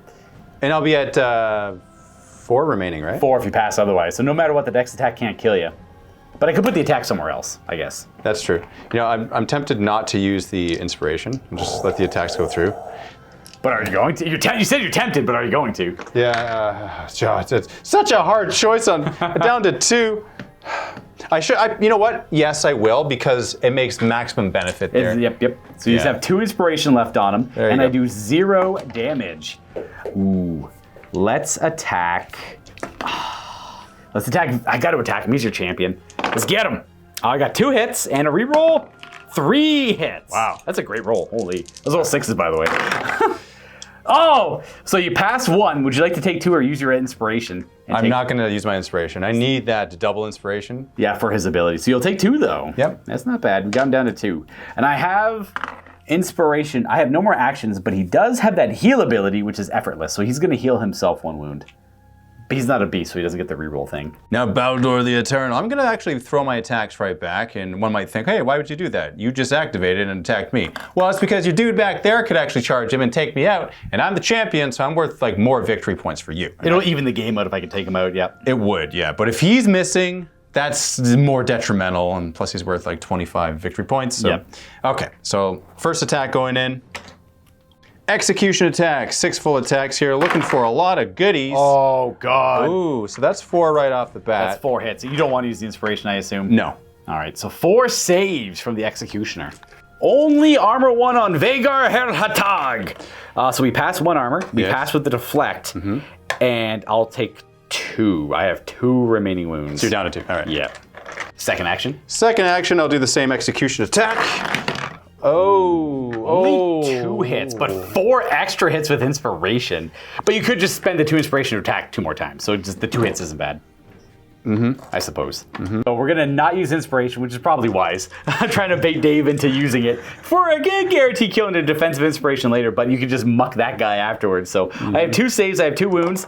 I have 1 wound because of my armor works. So I got 1 wound left. Spending the 2 inspiration here on a Dominion comes, which gives me another execution attack and a steed attack. And it's effortless as well, it just costs 2 inspiration. Exactly, so no actions there. So here it is, execution again. Let's just try to finish him off. 2 hits? 2 hits. I'm dead. Oh, okay, all right. Boom, All right. I could inspire it. I might, well, it doesn't matter, I'm dead anyways. I lose the inspiration either way. That is 24 additional victory points for the Undead Dominion. All right. And then you still have the beast attack. You can go for that little, I shall. This Rambler, Scrambler? And the steed attack's going into your Rambler, which is great. You have 2 hit points. Only 2 health, yep. Steed attacks are 2 damage each, so let's see how this goes. It's -1 melee mastery, so melee mastery 4. Still get to convert 1. So that's 1 hit then. Just 1 hit, but I only need 1. Oh, I'm not inspired. Guess who's dead? Oh, wow. But they do explode when they die. A rule called Poison Blast. When they're destroyed, they apply a dot to every enemy within 4 inches, which would be all 3 of them. It only does like potentially 1 damage each, so it's not too threatening, but it's a cool ability. And they also have the ability to self-destruct if need be, just to be dramatic, I suppose. The Rambler is also worth 7 victory points, or blood points, sorry, which convert to victory points. That's your activation, eh? Yeah. Well, I would like to destroy that guy. So You don't have to, though. But I could, I think I might be able to wait, though. I'm going to go over here. Better choice. With Slasgar Borduin. And we are going to use an action, an inspiration to spawn an Everdark Aura. I know it's a little bit better if they activate it first. They could have the aura, then you can benefit from it, but it's a combo I don't have the time for. And the Blades of Pain. Again, 1 more attack. You better believe that is going to be 2 hits, but he is in the shadow, so he gets to re-roll. He's a duelist of the... Didn't matter. All right. Didn't matter. All right, So 2 wounds. Oh, this is critical, I believe, actually. I apologize. Yeah, so no save against that one. That just does 2 damage, and you have a save against that one. Okay, so 1, and I have a couple armor, so no inspiration. So how much damage goes through? That's a total of 4, I think. Total of 4 damage? Well, then I'm dead, because I only have like 2 left. All right, then we're going to have a couple of Dominion archers spawn. That's right. So I'm deploying 2 of these skeleton archers in the terrain. I got to do adjacent to them. Yep. So here we go. Make your options a little more difficult. I still have 1 action left. How many blood points is that guy worth? He's worth 36. All right, I'll take it. We'll declare charge with Slasgar Borduin. He's got to do his undead check. He is leadership 7, so he passes. So it stays as it is, and I'll just go for that guy. You're in the woods. I think I technically fail because you are currently in the woods. Let me double check on the mechanics of it. There you have it, folks. We have our first failed charge. They are considered to be in the woods as long as their base is partially on it. And if I'm charging a unit that is currently in the woods, it becomes a hard charge. So I take the low die, and if you roll a 1, it just fails. No matter how close I am. Like, I would have passed on a 1 because I moved 4. So I'd go 5 inches, but I fail 1 inch forward. You always fail forward? You fail forward, yeah. Yeah. In this case, Slasgar Borduin lost his impetus or impetuousness when he killed the big bone construct. That's it. That's my activation. Activating Run the Hell Shot. I'm going to use his inspiration to Hell Steed. Free move. Well, not free move, but not effortless move. It's an effortless move, so I can do that, which activates his Piercing Shot Spectral Arrow. Which we're probably going to do twice here. This is the line we're going down, so it could potentially hit Devlin, but not likely. So we're going to resolve this one first. So this one first, here we go. That is, what's your mastery on the shooting? My mastery is a 4. So that will be 1 hit on my little guy. Are these just 1 damage each? Just 1 damage. I will actually deflect it and take no damage, and then we'll resolve the shot against my archer in the back. So he's the one that I actually care more about? Yeah, that's the one you want to kill. Oh, no damage. No damage. You still have 1 action, though. Yeah, I'm going to have to attack Just do it again. Yeah, Yep. So we'll resolve this one first. Yeah. Which is going to be 1. It's only weapon. Sorry, it's only range mastery 4. Yeah. Yeah. So 1 hit, 1 save. Oh, that's a damage. He's got 1 wound left. Okay. And then the attacks on the archer. Come on, something. 1 hit. Oh. You probably has saved armor. it anyway. Yeah. He does have armor. So 1 damage there, and that is your activation. Mm-hmm. And I have to reconcile this. Oh, he's got a bleed on him. So roll a d6. Okay, just this? Yep, just that one. You want a 5 up. Oh, you take 1 damage. Oh. The bleed stays. The dot stays. The dot stays. It does. Jeez. Let's check out to see what our archer here, Belander Durand, can do. Belander Durand will trade an inspiration for an Everdark Aura. And we are going to... I think we're just going to declare a charge into your champion. It's going to be a hard charge, but if I fail this undead check, which I need a 5 on, we pass, it would have been a very hard charge. However, if I roll a 1, I still fail. So I need a double 2 up to make this charge. Ooh, a double 5. We don't fail charges. No, not this day. Other than that one, not super painful one, I suppose. He already did work, though. He did, yeah. He did really cool things. So we are going to do our free attack with our Venomous Blade into your champion. Because of his Night Watch rule being in the shadows, or the Everdark, we get an extra attack, and our masteries go up to 5. So we are going to hit you 3 times. Uh-oh. 3 saves. Ooh, you take 1 damage. Okay, I'm down. And you get a dot. That's just the rule on his Venom Blade. 1 more damage, 1 more dot. How many wounds is on him right now? 5? Yeah, so he's got 1 left. I got 1 action. The Everdark Aura is effortless. And luck to you, Belander. Oh, no! Oh, I do have inspiration. I'll use it all. That's 4 hits. Of course. You want armor and deflects. Yes, here we go. Armor deflects coming up. Oh, Oh, no. you died. Yeah, he's the dead. inspiration is not enough. We got the champion kill ourselves. Oh, this is a bloody battle on objective number 2. Let me tell you, the bodies pile up. Devlin's going to activate with him your... You're going to attack my Rambler with your scythe. Your Rambler. And he stole the... He's weapon mastery 4, yeah. That's so right. Convert 1 of them. Which mattered. You have 2 hits on my guy. Nice. Oh, but that 6 is very important because you have criticals. So Devlin has a rule called the Grin Reaper. The Grin Reaper in every skull counts as 2 hits. So basically you hit 3 times there. I do, but the skulls, you have critical strikes on your scythe. So if you roll 6, actually just goes right through. So this goes right through, so then it kills you then? Correct. Okay. And when I die, everyone gets bleed. Everyone gets dot. Boom, boom, boom. What? So 1 more dot on both those guys. Just auto happens? That's what he does. That's his thing. And you're going to declare you have to roll it because you're in difficult terrain. that's If you roll a 1, you fail. Fair. Don't roll a 1. Do I have them? Do you have them? They're right there. They're hidden. You're good. We don't fail charges in MiniWarGaming. We only lose Dark Elf models. No! All right, you got 3 dots on you. I might lose my model here, but I want to see what happens. Your weapon's 4. Yep, here we go. 1. You know what? Something you could do before you declare a charge, you could, because my weapon mastery is currently 5, I think, with the aura, you could just, what's it called? Not ponder, what's this rule? Pretend. Oh, parody. Parody, yes, you can parody my weapon skill, weapon mastery 5 now. Actually, you know what? Or my armor. Thank you for that. It is 0, so it doesn't cost anything. Yep, it's free. You just do it before the charge. Okay. That's it. It changes literally nothing. Then I shall. So I have 1 hit on me because that's it. Yeah. Armor! I guess your weapon mastery, sorry, I have the aura on. Your weapon mastery is lowered to 3, so you don't get any hits. That's what the aura does inherently. It just hasn't really mattered yet. Unless you want to steal my weapon mastery first. So I would have had to, yeah? You would take to get this hit if you wanted to. I'd reduce you to weapon mastery 4. It's pretty clunky. Yeah. And so what's your gut tell you? Would you take the armor or the weapon mastery before you seen the attack roll? My gut tells me that I'm super grateful that here we are, you're reminding me of the rule that I totally forgot. So it doesn't count anyway. So that's what my gut tells me. So I'll throw it back to you and say, what would you like to see happen? I'd say, if it was me, I'd probably take the armor. Take the armor? Because he has like weapon 0 mastery, armor. Yeah, weapon mastery 4 is already pretty good. And then it doesn't affect the roll. Well, it means you still miss because your weapon mastery is lowered, but you still get to keep the armor at least. So it's not that bad of an outcome. So armor? Yeah, I'd say armor. That's for the rest of the game, though. It is. So you get your weapon mastery 4 and armor 4, which is nice. You just keep stacking them up. They stack. Yeah, you're not giving up. What? Yeah, it's like it doesn't say it goes away. Oh. Well, okay, in that case, yeah. Yeah, might as well. Yeah, you're not giving it. Yeah, the only reason your weapon skill goes down is because I got that little Dark Elf nonsense going on. Oh, okay. But at the end of your activation, you have to roll 3 bleed tokens. So you want, they're all right there. I want to see 1 to 4s. You want to see what? Okay. You want 5 ups. In other words, 6s? All right, here we go. So you take 2 damage and you drop 1 of the bleeds. So if you roll 6, you drop 1. Oh, 5 or 6, you drop 1. Okay. Devlin will have 2 health remaining, and that is it for his activation. Armina is going to go. We're going to move her just up to the objective. We're going to take a shot at that skeleton right there, because I can't see the other one. Shots with her bow with a mastery of 4. That is 1 single hit on the archer. Let's see if we get a save. Come on. You do, you're in cover.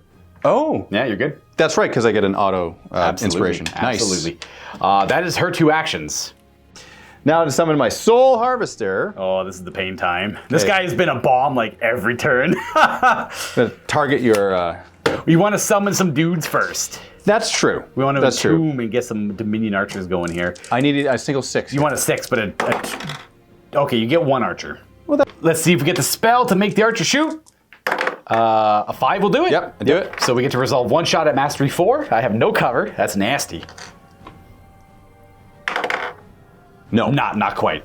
All right, and then Soul Blast. The Soul Blast. It's a double 2 up. The 1 doesn't matter. Would you like to sacrifice the archer to make it 2 more attacks? Oh, of course. Rip, it was a pleasure knowing you. And the reason why I'm doing that is because my run the hell shot back here is out of range of the objective. So even though I have 2 more than your character, that doesn't matter. That 1 won't count. Not close enough, so it didn't matter anyway. So we're going to have total of 5 attacks. 5 attacks coming at him. Well, I got no cover, and that's good luck. I do have inspiration. That's not good for me. Yeah. Your mastery is 5, so that's 4 hits if you want to use the inspiration. Yeah, might as well. Yeah, that makes sense. Have to. 1 armor, which means I can do that, and I take 3 damage. And I have so close. 1 health left. These archers can activate and still shoot, though. That's fair. If they're still around. Let's go on. I think I'm just left with my bug. We got Dardina on Baznar. So I guess we'll declare a charge into the undead. You don't have to. Hopefully kill it and then just declare a charge again into the other one. Yeah, I don't want to roll 1s. That's the scary thing. I got to do a leadership check to see if this is a very hard charge. Well, Bedina or Dardina is leadership 6, so we pass. So it's only a hard charge, which means A 1 will fail. I just fail a little bit closer. No! Wow. How Okay. lucky. Okay. What can I do? I could try something a little bit more bold, which I'm going to use her inspiration on. But we're going to use it on Venom Trails. If you could move her 10 to over here, please. And every enemy she passes over, she puts a dot on. So as those archers activate, they're going to shoot some shots, and hopefully they crumble dead. Oh no, they're skeletons! They're skeletons, I can't put dots on them. All right, so that's no. the undead rule. I'm going to declare another charge. Okay. I'm going to try it again. Leadership, we pass. Charge, we pass. Yep, right there. I forgot she gets a little Everdark aura, and I will attack with the Needle Blade, I guess, because she's got a weapon mastery of 4, so that's going to be 2 hits with the Needle Blade, and it's critical, so it goes right through. We kill a skeleton. Boop. And some points. You have just that Undead or Dominion Archer to go. You can do 2 shoots to take her out. If you kill her, that's a swing of that's like 25 for her, and you deny me 20 points. That's a big deal. She's got 1 health left, no cover, no inspiration, and you got a line of sight right down the middle there. So good luck to you, and you need 6s though. Well, I need skulls, right? Yep. Would you like to try again? Oh, of course. Might as well. Yeah. Oh, we got lucky. That is the end of round 3, everybody. Scoring, I am going to have her in this quarter, and them in that quarter because they're both straddling us. That's 5 presence points for me. You 3. you're in the same boat. That stupid archer lived. That guy's obviously still alive, and then you're straddling this one. So we balance out on presence. No one gets this objective. I do get 20 points for this one. And then we have to look at the blood points. I was able to swing back really hard on that turn by destroying the 2 big pieces, Belog and your champion. The champion awarded me 66 points because of the champion bonus. That puts my total score at 188 with the 20 points from that, and the 5 points from presence. And then you're at 138, so it's a 50-point difference. But I was down by more points than that than last round, so it was a big swing up because you got 50 points taken easily there, and you can split these guys up to get these 2 points. So that's an extra 40 points you could acquire from that I can't really answer. So there's still quite a bit of play in this upcoming 4th round of the game. So Dave has initiative here. He's going to take it, which means I'll have initiative for round 5. I have, 1 inspiration on anything on Devlin. No, because Devlin can't do it. Devlin takes inspiration. That's right. 2 on the Soul Harvester, and that's about it. You have 4. Where's your 4th one? Oh, I did 1, 2, 3. Yeah, I guess Probably put 2 on that one. I put 2 on this one. And then I have 1 on my archer there, none on this one, and then I only had 4 in total, so I put 2 on I can never remember his name, Slaisgar aboard the Ween, and then the Bug Rider, Dardina. Got a big play from the Soul Harvester here in mind. That's right. So we're just going to start by entombing, so I want to summon some skeletons first. See a 6. That's the wrong die. Oh, that's the wrong die. I need another die. Right, right here. See a 6. Come on. Oh! 2 bony boys showing up. Magic, am I right? Look whose objective is you. Well, it's at the end of the round, but you already have it. If nothing changes, you know what? What? Let's do this. I'm going to go here. Okay. And here's why. Because it's within 12, right? And I can summon them within 6. Yep. Which means that when they shoot within half range, I get double shots. Yeah, they're within 6 of her right now. So then that's what I'll do. It's the most efficient. And then you can sacrifice them and then kill that one. Yes, that's right. That's right. That's what I want the to do. glory of the undead. So let's do it. Now we're going to see if we can make them shoot. Okay, here we go. I need a 3 here on the high die. Good luck. Don't roll number 1. Oh my goodness. Oh, so close. So these 2 buddies get to shoot, and they're within 6. That means they get, as it double shots? That's what it says, yeah. They added a die, yep. Yeah, and plus they're 1 die. range mastery 4 because they're being controlled by the Soul Harvester. Nice. Okay, here it is. You could. I was gonna say let's do these one at a time because you might kill them and then you can just shoot somewhere else. Can you really do that? Of course, yeah. You activate them one at a time. Yeah. Just plus we don't really know who got like all the masteries and all that stuff. So this one first shooting there, or whichever one you want to do really. They get 2 shots. Sorry, you resolve both shots at once. Right. Okay. Yeah. So here's the 2. So that's 2 hits. Okay. Oh, because of mastery 4 from the Soul Harvester. I think I'm dead. Yep. Okay. Boop. And then the other one can shoot wherever you want, really. It should go there. Yep. Yeah, it should weaken This will be one shot because we're outside of 6, it looks like. Yes. Yep. Okay. Nothing. All right. Oh, that's a wound on Devlin. Oh, yes! Of course it is! Oh, I just can't get lucky enough. All right, so it's auto wound. Yep. So he's got 1 health left. 1 health left. And then, would you like to sacrifice or cast a spell to sacrifice him or keep him around? I'm gonna sacrifice them both. Well, you might, if you fail the spell, it won't work. But it's like a double 1. You only fail, so it's not likely. Good luck, Mr. Soul Harvester. Here we go. He's good. He's good, he's good. Are we loading up this character with a bunch of soul blasting? Absolutely. That's +4 attacks. Absolutely. I am in cover, which should help. Well, I have inspiration anyways. Yes, and I have inspiration as well. That's true. I only have 3 hits. So you pretty much only fail on like 1s, I think, blanks. That is going to be 6 hits. Well, I assume you would like to use the inspiration. Absolutely. I'm in cover and I have 1 armor. So that means we take 1, 2 damage because these are going to pass for cover, my armor, and just a natural pass. So here's the thought process. 1 action left. 1 action left, which I'm going to charge for sure. For sure. Like I have 1 left. I'm going to do it, right? We've already measured it. It's a 4-inch charge, but it's a hard charge. It means you have to take the low die, which means you move 4, you need 2 4-ups on the dice. So what I'm hearing is I need an 8 on 2 dice. Correct. Okay. I just wanted to get that out. Ideally, both of them being 4s. Oh! So you fail forward 2. Yes. Okay. It was worth the risk, because if he made it in, his attacks cannot be defended. They're nasty ghost lich attacks. Everyone knows liches are nasty in combat. And which means Devlin would have been safe. I'm 100% going to activate this model. This is Belonde Durand. We are going to... Damn it! I should have moved up. Well, it's Because then I'm on the objective, right? Like, I know, if he's dead, then at least I'm there. That's the risk, right? It's a very showy play if you made the charge. Yeah, that's true. That would have been very like nail in coffin, absolutely. Well, let's go ahead and just attack. I'm not going to use this to make us smoke.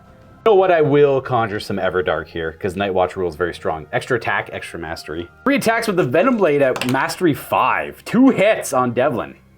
And then, yeah, just saves. Devlin takes 1, and I believe he goes down. That is, I don't think there's anything I can do to avoid I don't that. think there's anything you can do about that. I can't reroll anything, so he's dead. Devlin goes down, and I got 1 action left. I can go for the charge and try and go for a glory kill. Could charge to go after the hell shot, run, but I'm just gonna sit here and shoot you with my Darkwood bow. At this range, if I wound you, I apply a further dot on you. How about 3 hits? Oh my goodness. You're in cover though, so you don't have to use the inspiration. Oh, we're both in it, never mind, no cover. So good luck, but you do have inspiration. I'm gonna need it, I'm gonna use it. What's his armor? Oh wait, his armor is only 1, so 1 goes through. Yeah, how much wounds does he have? He has a total of 5. Okay, yeah, so 1, if you're gonna use inspiration to pass this one? Yeah. All right, so he only takes 1 damage, but it does put a further bleed on him because I was in half range. And that is it for my activation. But you can still move for free, clear off all your bleeds as an action. And then still shoot me if you wanted to.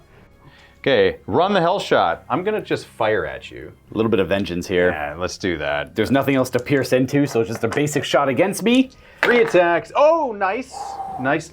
I don't know if you want it. Just 2 hits on me is probably good. Yeah, I need my inspiration for something. I don't have any cover, so I just need... That's dead. Shot through by a piercing arrow. Nice. Should be gentle with him. And for my last action, I'm gonna use it to clear the bleed so I don't bleed further. Yep, which is a great idea because that could have killed you. Yes, and I want inspiration, which I'm going to use on my Hell Steed, which is a effortless action, or it doesn't count as an action rather. Yep. To move it up to 10 inches. Yep, that way you still stay in the game. So I'll go here so that I'm like, a little closer, I suppose. Yeah. I guess the other, if you wanted, you could Hell Steed backwards and have this guy help claim the objective later, or you can just go screw off and go fight other things. It's really up to you. That's more planning for turn 5, which is super worth doing because you are behind in points. So let's do that. Because it's the same point swing for now, but it's better planning for next round. Yep. And then I'm kind of left with, not really a bogus play, but like a desperate play to get into this lich with my character here. What I think I'm gonna do is activate Badina first, if that's her name. I'm gonna go ahead and get this. We'll declare a charge, I guess. See if I can overcome the very spooky undead nature. We do. So it's only a hard charge. Don't roll a 1. Thank you. Oh, so you're gonna get that. Yeah, we'll make it in. But if I rolled a 1, I would have failed. 3 attacks with the needle blade. Ooh, criticals. 2 wounds on that skeleton. He goes down. It just goes through, yeah. And that's a little bit of blood points. And then she's got 1 more action. I am going to use her Venom Tail inspiration to fly 10 inches over this way. Kind of the same thing you did over there. Yeah. To get some blood points. This is a very close game. And Dave doesn't have any more activations. He did all his flashy nonsense earlier. Now I get to do my kind of desperate flashy play. Only play I have here with Slasgar Borduin is to move into the ruins and then declare an 8-inch charge into the Soul Harvester. But when you charge from ruins, it's always a very hard charge. So it doesn't matter about the undead check. It just means if I roll a 1 or a 2, I will fail no matter what. So I'm going to go ahead and put him into the ruins. What I didn't account for is actually when the Soul, because I pre-measured it earlier, the Soul Harvester failed to charge in this direction, which means he's over 8 inches away. I need a double 5 up to make this charge. 1s and 2s auto fail the charge. So that would have, okay, I would have needed 2 5-ups. That just means I fail forward 1 inch. Haha. And that is the end of the round, everyone. We are out of gas. Both of us. So for scoring, you're going to get 20. Yes. I'm going to get 20. We can't get presents anymore because we only have 2 models each. So we cannot be in 3 table quarters. And I'll tally up the blood points and let everyone know what the score is. Calculating the points, I am at 247 victory points after everything is said and done. And Dave has closed the gap going to 208. So he was 50 behind last time. And I get to go first because I have initiative. So we could go with... That might make the difference, Luka. Slasgar Borduin. The problem is... You're still... I'm still going to be in the ruins with a 4-inch move. So it's going to be a very hard charge. So if I roll a double, like a 1 or a 2 on the charge, that his activation is finito. I had 2 inspiration to lay down, so I 1 on each model. You had 2, you put them both on the Soul Harvester, which makes sense. Yep. I am going to activate first. Ooh. I'm going to activate first with him. Could you move him 4 forward? I know he's going to be tailing the objective still, or the terrain still. Boom. And effectively, as long as I roll a double 3 up, I make it. Because a 1 or a 2 would technically make it, but they count as fails. Yeah. So, for dramatic effect, oh, Jesus. We fail. We roll the 1. I'm just going to put him over here so he's not leaning, and that is my activation. I'm not too sure if I could have done anything better. I was debating on moving and charging in there, but then I'm giving up the 20 victory points. And I don't think the Bug Rider had it in her. So that is me. You get to go next. So we're thinking big plays here. Now, I did forget to mention, at the end of his activation, he is going to fade to black. He's going to cause an Everdark aura around him with his inspiration, which means he has a rerollable defense save while in cover. Albeit he failed to charge, he's still in the ruins. So he's got a very effective save. We're going to focus all attention here on Dardina on Baznar. A game-winning play, I think, if it works out. This Soul Harvester hasn't disappointed literally anyone yet. So I think he's... high expectations, Luka. He's been around for a while. He's done this song and dance 15,000 times. So he's going to move on to the objective and then cast a bajillion spells. So first we have Entomb. Entomb. All right, so I need a 3 on this, but I'm looking for a 6. We of course want 6s. Oh! There they are. And it does look like Badina is within 12, so it means you could summon them within 6 and have double the shot. So let's go ahead and cast a spell to let them shoot at Mastery 4. That's it. That's good. So we're going to resolve them 1 at a time. They have 2 shots each because of proximity. So first one. That is going to be 1 hit. And then might as well just shoot the second one out or 2. 1 hit overall. And then her save, she passes. She has 1 armor. And then you can Soul Blast her. As we will. So I'm going to take them back. If the spell works. Oh, I always forget that. I always get overzealous. So here we go. Boop, boop. Good. Oh, double 6! That's inspiration. You already have 2. I already have 2. Yeah, we go up to 3. It's still flashy. Can't believe they happened twice in the game. Yep. And in case there is a mechanical implication here, I'm just going to say we summon them there. Because I don't know if you have to have line of sight to target her with the spell before you cast it or not. Oh, just so they have... Just in case it covers all angles. That's very kind of you. Thank you. We'll go ahead and sacrifice... I only say that because I don't know the rule. Okay, just to be safe then. Just to be safe, okay, exactly. Right. So we're going to sacrifice both of them. And there's absolutely nuke Badina here. Okay, here we go. So let's take them off just for visual. And we have inspiration too, so we're hitting heavy. Big magic, big magic, big magic. That is all hit but definitely 1. Inspiration. Yep. Definitely inspiration. That looks like 6 hits to me. I have inspiration. We're probably gonna live. Oh, I'm taking a lot of damage because I only have 1 armor. I rolled 3 armors, which I cannot negate further because we only have 1 armor on Badina. I'll use the inspiration, I guess, because I'm not. Ooh, how much health does that guy have? He's got 4. I'm not going to use the inspiration. I'm going to take 4. I have 1 health left. If those archers connected just a little bit better, Bedina would be dead right now. Well, I think we're going to go for the glory play here, because you're going to get 40 points on this turn. And I'm only going to get 20.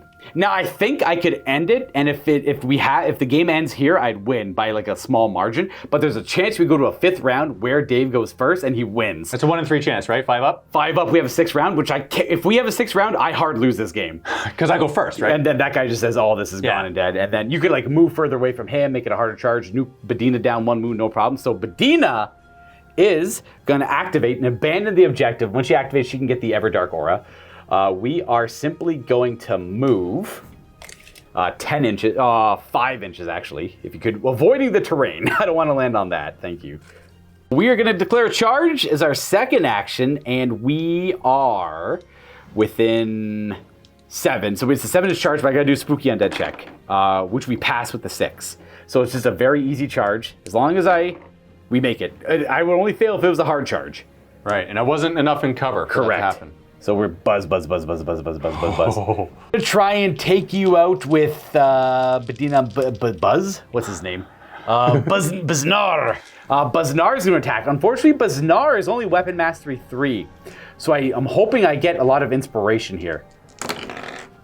I got 2 hits because I'll use inspiration. Now these are 2 damage each. So I could one-shot you if you fail both these saves. You have inspiration and 1 armor. So you are going to probably use inspiration to live. Inspiration to live. Absolutely. So you have 2 wounds left on the Soul Harvester, and that is it for my activation. Right. Yep. You still have this guy if you want to. I do, and I want to. I like it. I know what you're thinking. Dave, of course, is going to go for a glory play as well. It is. Yes. Okay, to set the stakes here. I'm going to leave the objective. That's 20 points that I'm sacrificing. Because you need a 12-inch range shot onto Bedina. That's right. However, I risk killing myself by doing that if I get blanks on the shot. 2 blanks kills the Soul Harvester. Right. Because he's got 2 wounds on him currently. Now, I only have 3 attacks, though. I know. No, I have 4 attacks because I killed something. I get +1 Oh, dice. it's true. Yes, that's the run's rule. If you kill somebody with run, you get your stats increase permanently for the game. That's right. There is only a single blank on these dice, so you'd have to roll like a double 1 essentially on 2 1s in that attack pool. The moment you say it out loud, increases the probability. I have to say it out loud for me, for my pea brain. So we're gonna move him up to about here. Yeah, make sure he's within 12. Whatever the 12 is, that area there. He's +1 move as well because of that. And then that is outside of 3 of the objective. Not by much, by like an inch or something. That's how close it is. And then we're gonna go ahead and do the shot. Okay, here we go. No inspiration, just dice. What's the mastery for? Yes. Okay. Wait. Range mastery 4 on the hunter, and he gets the extra shot now. Okay, skulls and skulls. No blanks. You killed your Soul Harvester. I did. I got the You killed your freaking Soul Harvester. It's because you said it. I know it is. That's the only reason why he's dead. Why do you think I said it? But there's an auto hit, and I got. You actually have 2 hits on Mike. 2 hits on you. So run the Soul Harvester is just gonna kill 2 things. It looks like because I don't have inspiration either. Oh look, I'm dead too. You're dead. So 1 piercing shot killed both of them. Oh, that's a lot of points. That is a lot of points. And I'm off the objective, so I'm just back to square 0. Just square 1. All right, well, that is the end of this round, everyone. We're left with 1 model each, where we can't interact with each other if there is another round, but you can at least get the point. I can interact with you, maybe. I can shoot at you. You could shoot at me. I have full health. Because you killed yourself, I do get the blood points for the kill. It's only the first kill and last kill that you have to be the one to kill yourself. For blood points, as long as anything is destroyed, the other player's awarded points. Yeah. And I wasn't too sure if like the summons you summon count. I was only counting the 3 you initially had in your list for the undead I was killing. Oh, so really? actually I have 14 less points for them, I think. If that makes sense, you know. Yes, that makes sense. That makes sense. It would be 16. They're 8 points each. Oh, 16. I'll take 16 away. Yeah. So I'm going to tell everyone what the score is now before we roll for a final turn. Yep. The final score so far is 262 for the Dark Elves, and you're at 242. Okay, that's the final right now. That's the final right now. It's like a 20-point-ish difference. So if you roll off, would you like to roll off, or you want me to? I can roll up. That's fine. All right. On a 5-up, we play 1 more round. We don't. Okay. All right. So the game ends naturally there. If we did play 1 more round, I think it would have been like you could have maybe killed. So actually, no, this one's dead. What am I talking about? I would have walked on an objective. You would have walked on an objective or shot me on an objective. So it would have been like a 20 point. We both probably would have got 20 points. Nothing too dramatic in the 6th round. I don't think so. I don't think I could have killed you. Maybe. I guess I go first. I'd probably just double move over to this one. Yeah, no, there's no, That's effectively it. So I think there couldn't have been a better ending to this scenario here. I'm glad that I killed my dude in the end. That just made it funny and epic. Happy that you won because of that, right? Yeah, like that was. Had you not, I would have won. Yes. You needed the 6th round to win. If the Soul Harvester stayed alive, you needed the 6th round for him to nuke something else and give you the 20 points by standing on it. Which I believe I could have. I believe I could have taken you out because my Soul Harvester would have been alive. That guy's nasty. I think you could have. Yeah. And plus I would have gotten 40 points and victory points, so I think I would have won if we wanted turn 6, and I didn't kill myself. But it was fine.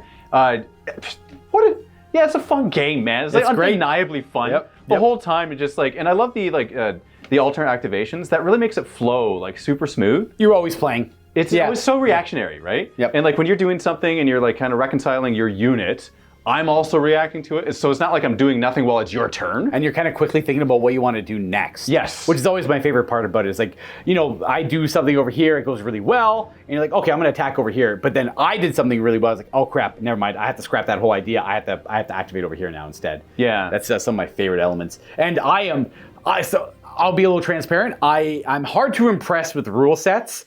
This one I endorse fully. I am pleasantly surprised with it because it tells so much with very little words, and it is very clear and concise. So kudos to the rules designers on this one. Yeah. Color me, impressed. Color me green or pink or whatever. I fully endorse this rule set. I love it a lot. It's fantastic. Just as people watching, as a reminder, we've provided links in the description for you to get into Bloodfields. It brings you right to the Titanforge website, so you can download the rules, take a look at the miniatures that exist. Everything that's available here on the table, the terrain set, both of the factions, all available. It comes with those mats, which we didn't show off, I don't think. Yeah, those. So they sell the mats that are the standardized size of the game. You can buy several of them if you want like a larger game, like that on the back there. We were playing with the hard boards here because we have a setup. It's a big board, nice boards from Adam at Greenleaf Terrain, and those are a great source to have just to bring around. You can bring those with your collection.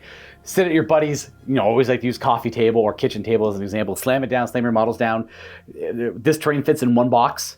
Yeah. So, yep. Yeah, and it's 3D printable, right? Yeah. All of this, I believe all of this is 3D printable. Miniatures, the whole thing, the other than the hardboards. Yeah, not these. Yeah, you're going to have to do something else if you want to do that. But fantastic. And so look forward to more content. We're doing a number of battle reports with more factions as well. Quite a bit we have lined up for the next few months. So if you like this one, stay tuned. Much more to come. Happy wargaming.